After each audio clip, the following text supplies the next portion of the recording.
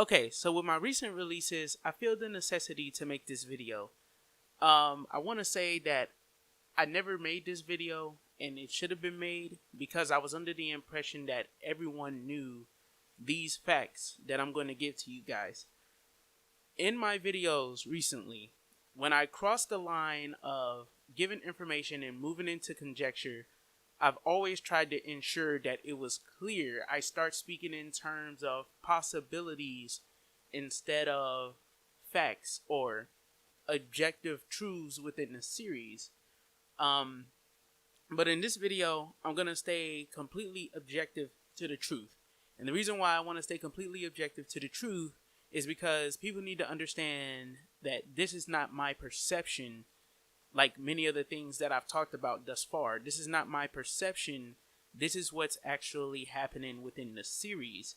And we're going to talk about Xehanort in chronological order because there's a clear, distinctive way that you understand the chronological order of these events and how they play out.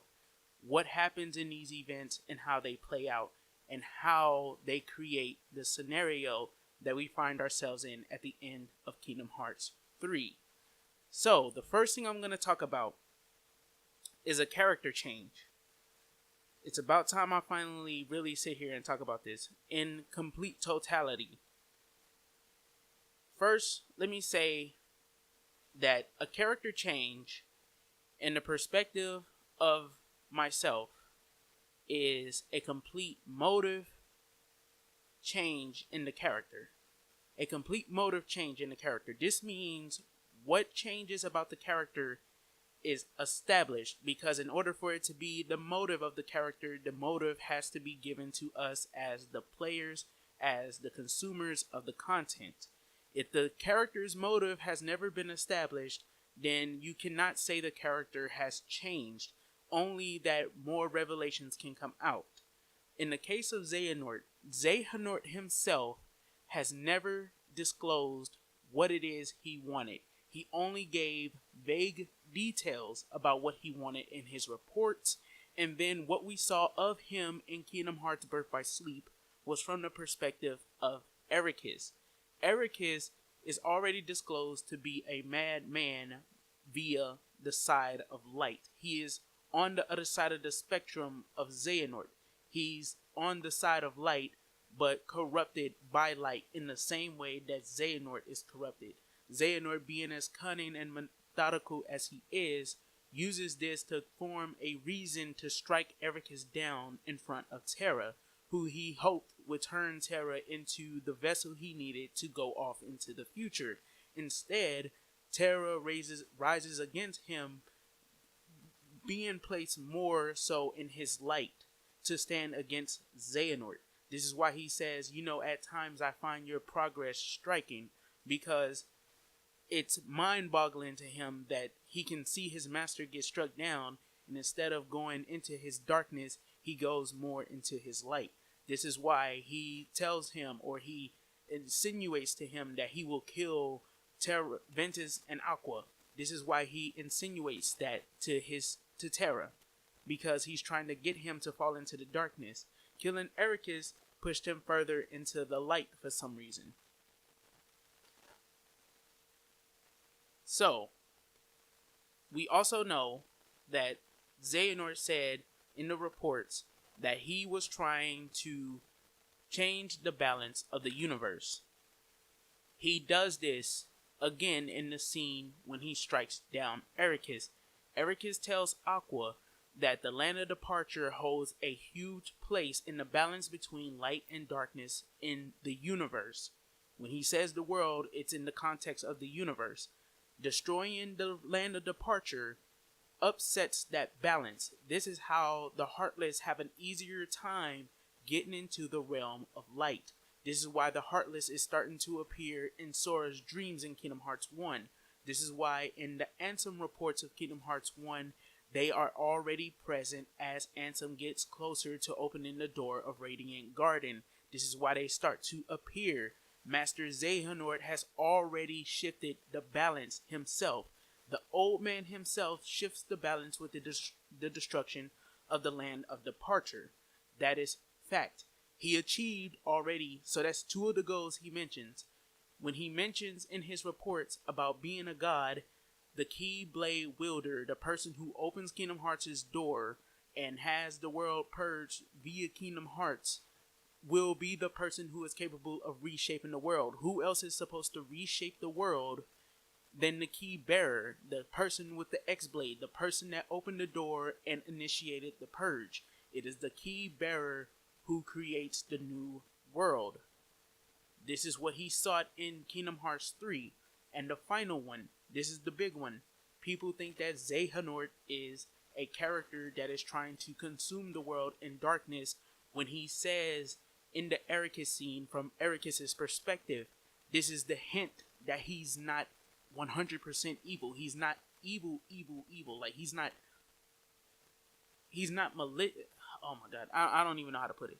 He's not intentionally being malicious for the sake of just doing it. What he's doing is trying to get the light of Kingdom Hearts to reset the slate. He already upsets the balance.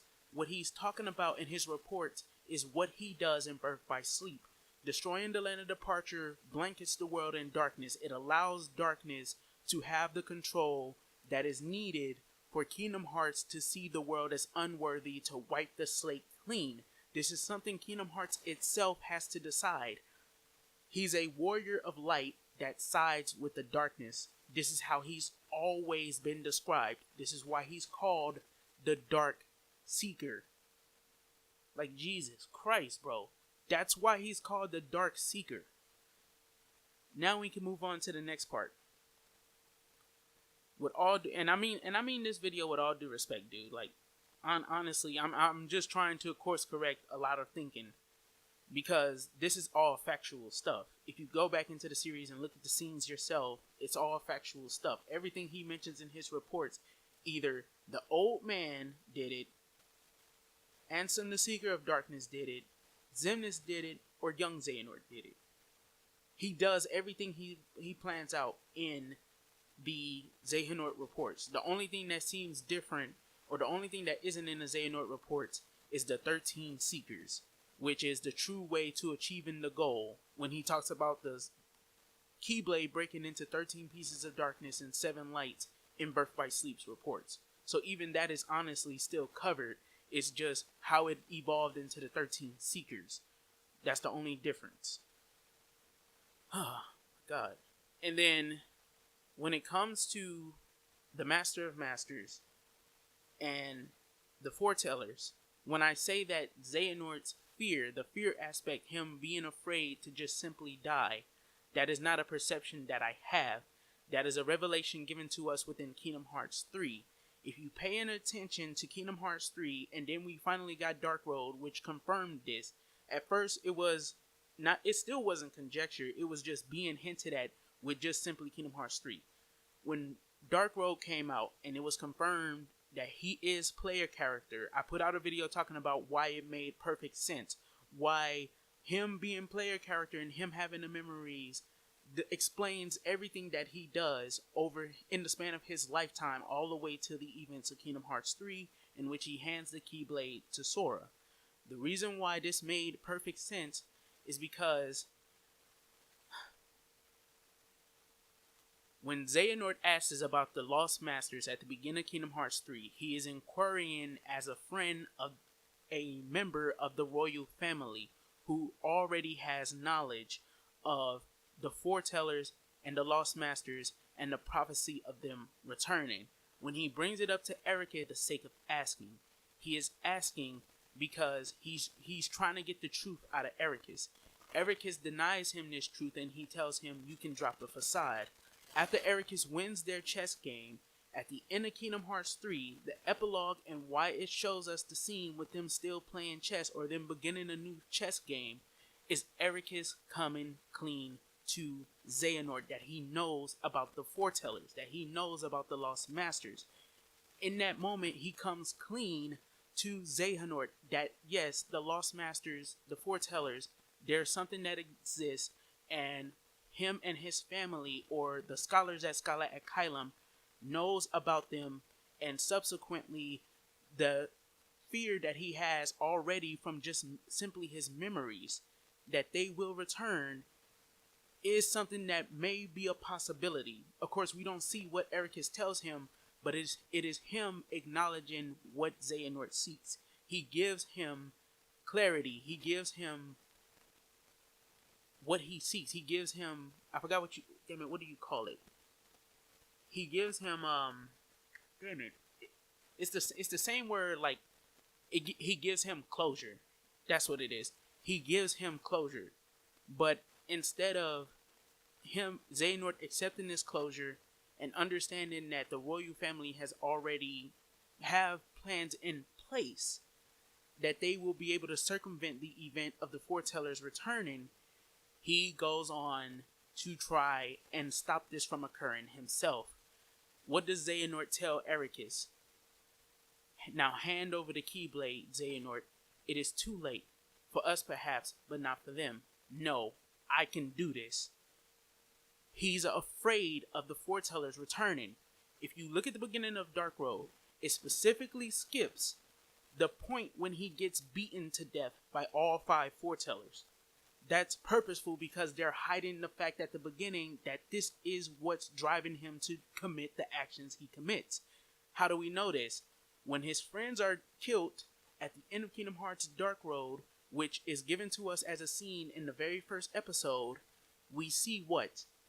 The change in his hair. His hair is slicked back with the 4 bangs that hang all the way down. When he meets the Master of Masters in Remind, his hair is slicked back with the 4 bangs that hang down. When the Master of Masters leaves, he calls himself a lost master.